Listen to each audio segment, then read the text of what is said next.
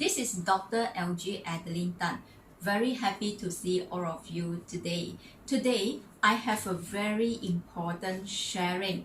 This topic for today is about depression. In today's global pandemic time, many people are suffering from depression. Well, I would like to share with you what are the significant identifier for us to identify whether this person is suffering from depression. First of all, when you look at the person always do not have a smiley face, and the person always showing this very unhappy, worrying face, and normally this is a note where the person is not happy. And secondly, if the person also fulfill the second point, if the person also have a less word.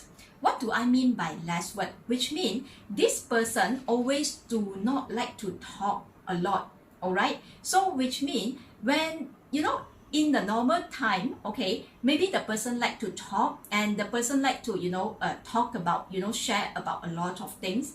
But when comes to the time, the person do not like to talk much and has less words. So this could be the symptom of depression. Thirdly, very important, if the person always try to avoid from crowd, try to avoid from party, try to avoid from a group of discussion, try to avoid from gathering, and this is also a symptom of depression.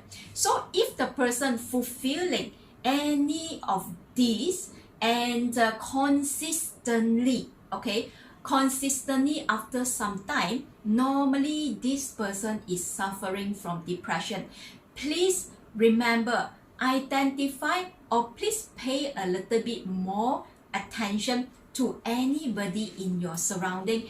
They could be your spouse, they could be your children, your family members, your colleague. If you are paying attention to them, and maybe you are able to help them, all right? But you come to know they are suffering from depression, but what can you do about it?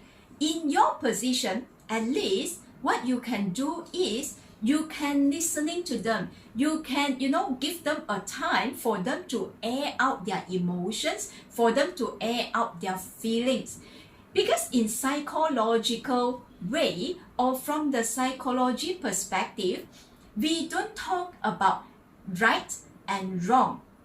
We don't talk about right and wrong. We only talk about emotions and feeling. Always remember, when the person feels safe with you, the person will start to share, will start to air out their unsatisfaction, and they will start to tell you about their emotions. They will start to tell you about their story. And always ready. Don't stop people from sharing their story, and let people to have a chance to talk about their story. And you may not know, you may be the person who actually saved their life. So do remember, always ask the right question.